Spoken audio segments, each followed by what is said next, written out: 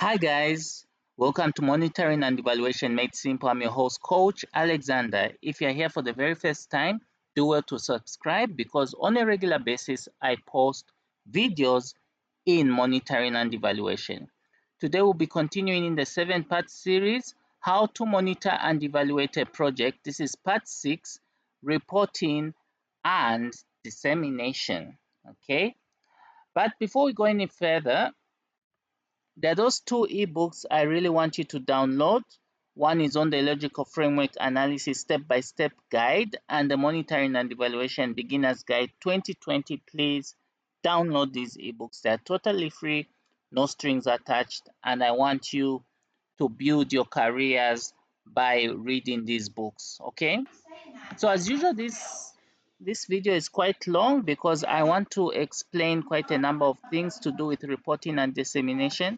So take advantage of the timestamps in the description below so that maybe you don't want to watch the whole video but just certain aspects You don't of this think video. So to without tell your wasting wife more that time, you're let's planning to go leave her straight if into you my parents' business. suspicions are right? So what is a report?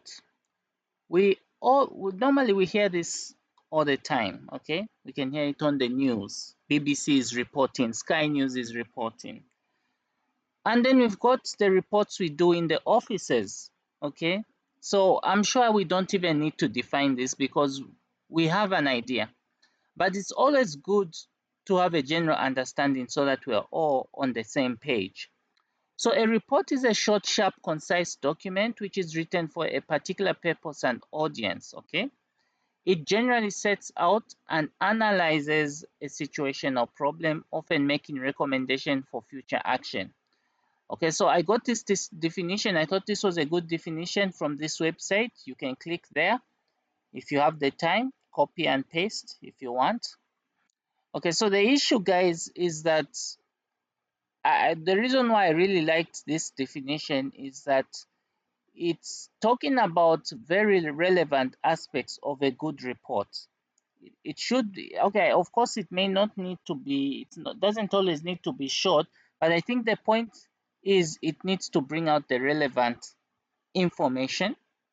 It should be concise and to the point, and it should also address a particular audience. Okay, so I'll talk about this in the next slide. All right.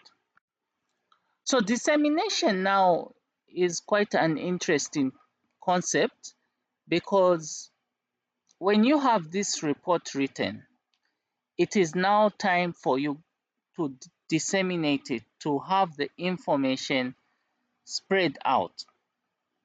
So now you realize that when you're spreading out this information, it has to be spread out in a format specific to a specific audience.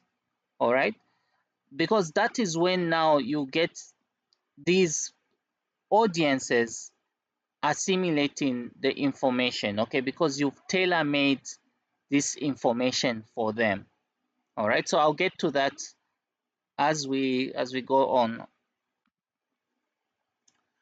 So now, when disseminating and communicating evaluation results, key stakeholders are important. All right, you never leave them out because at the planning stage you got them on board, and because they were part of the planning, they probably were part of the actual M&E interventions. They deserve to know in a transparent manner.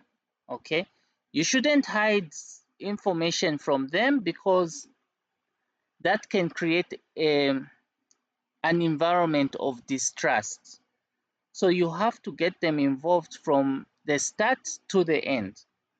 So this requires that as soon as the report is ready, let's say they know that the evaluation of a project has been done, they know about it, they even know when the report will be ready. It's important to work within the timelines because everyone is eager to get this information. So there are many different roles that M&D reports play. I want to make one thing clear, that at this stage, we are no longer talking about it's not really about the monitoring at this stage, the monitoring reports, but we're actually looking at the evaluation reports. All right. I'm sure you fully understand that when we talk about monitoring and evaluation, we're talking about two different things, but that play very important roles. Okay. So why is it important for this information to be out there?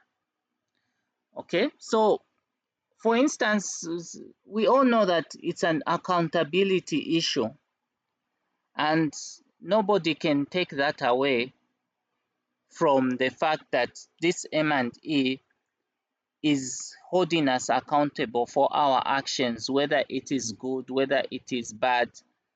Somebody should be held accountable for this, for the successes, for the failures. So the M&D reports actually bring out that. But it's also important to note that it's a tool that helps us convince others, especially when it comes to resource mobilization, and especially when you want to justify when a project should continue, it is only through the M&D findings. You also want to be able to educate the masses. You want to explore and investigate, because ultimately what works, all right? And that's the fact of life. I always like to give the example of these vehicles that we drive today. 30, 50 years ago, when vehicles were first driven on this earth, they are nowhere near the way they are today. Today we have vehicles that are just amazing, that are advanced in technology, and the reason why it got to that stage is because of that continuous learning, that continuous exploration, that continuous investigation. That is what has made things the way they are today. It could be technology, cars, planes, video games, TVs, you name it. Everything has improved. Even medicine has improved because of the man's desire to learn and learn from their mistakes as well. It's very important that we document whatever we are doing, all right? And then we want to get stakeholders involved, of course. When we have these findings produced, we want stakeholders to scrutinize these findings and be able to ultimately critique and also gain support. All right. So we there are so many uses, but these are the main uses of the M&D reports. So now the format for a report is standard wherever you go. And I don't think I'll spend too much time on this one, except that on the list of Udemy courses that I'm running, that M&D Made Simple is running, it talks about how you can write an effective report. And the standards, you have the executive summary, clear description, statement, findings, conclusion, and all that. All those things should be followed. But like I earlier mentioned, this is now, we are talking about the evaluation report. Because usually the monitoring reports, guys, think about it. They are, when we talk of monitoring, we are simply collecting the routine indicators, and all these indicators feed into the evaluation report. Okay, so the monitoring findings feed into the evaluation report. So really the monitoring is not so much in depth. We are just simply tracking what was planned, the planned activities, how are we doing? And these are regular activities. But the evaluation looks at the bigger picture, looks at whether your project actually succeeded. And because of that, you have a very detailed report following the format which is presented to you. So now this is where it gets interesting. I don't know whether you guys have ever come across people, let's say you're doing the right thing, you present a very detailed report, and these people come and tell you that your report is too academic. We can't understand anything. So that tells you something. So it's just coming down to this. When it comes to dissemination of information, you need to really take care of the audience, all right? So there are different dissemination channels. You've got the brochures, all right? You've got the annual reports, articles, news release, press conference, media, public meetings, seminars. The list goes on. But think about it. Let's talk about public meetings, all right? Or even the media. You know, the media, they have so many things to report about. So much is happening. Just a few days ago, the US got their new president, all right? So why would they want to spend so much time on your report, which is so academic, which is also quite complex to read? So when you're disseminating, at this stage, when you're disseminating your information, you need to really simplify it to the right audience. So if it's the general public and you want to talk about whether your project has empowered farmers or whether that project has led to reduced poverty in a certain area, that's simply what you have to say. You simply tell the media, you simply tell the public that our project has reduced poverty levels by this percentage. You don't need to go into detail and say, no, we use this methodology, academic principles in coming up with it. Of course, those are important things. But we don't want to get into so much detail such that everybody is questioning what are they really talking about. You just have to summarize, hit the point. If they have questions, answer their questions. But such information could be useful to researchers, academicians. If you want to get so detailed, it could be useful to such audiences. So the keynotes which I've been mentioning, and I've mentioned it again, is that at this stage when now you're going to disseminate information, you're really disseminating the evaluation report. Because when the project comes to an end, people are eager to know, what did this project do for the community? Did it really fulfill its intended purpose?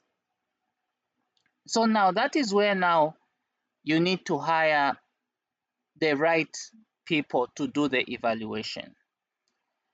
Don't have consultants come and do the evaluation, and when they give you the evaluation report, you are left hanging as to whether your project actually made a difference or not. But you need people that are going to call a spade and hit the nail on its head. So what did this project really do? The conclusion should mention whether there was indeed any impact or whether that impact could be established or was not established. Why wasn't it established? But what are the highlights? Things like that. Because I've noticed that some reports keep you guessing. That's not what it should do. So it's all up to you to lay it clear to your consultants, to your external evaluators, what is really happening. Mind you, you don't need an encyclopedia of a report. I'm an M&D specialist, but I don't like reading long reports because my eyes start to pain. Anyway, there is rich information, we know, but is there a way in which we can simplify things? Because it helps, especially when we are disseminating. So those are things to think about. That's why I see there may be no harm even employing communication specialists in your organization, because these people can look at your report, convert it into a format which is easy to communicate and send out the message. How are these evaluation results used? Okay, so evaluation results are so important, and it is the responsibility for managers to review these findings, to review the conclusion and recommendations. When the report is submitted for scrutiny by the consultant, we shouldn't be so quick to accept everything the consultant says. Let us scrutinize the recommendations, and then let us have it interrogated by the stakeholders. We have to really ensure that the conclusion comes out clearly. And it should be important to know whether in the future program there will be need to make adjustments. One thing I've noticed is that we are not willing to accept when we have done things the wrong way, when we need correction. So it's important, if the evaluation brings out negative things, don't always be too quick to take the offensive, because some of these things could be true. We need to look at ourselves with an independent eye and make the necessary adjustments where need be. With these evaluation results, we need to make follow-ups, which is critical.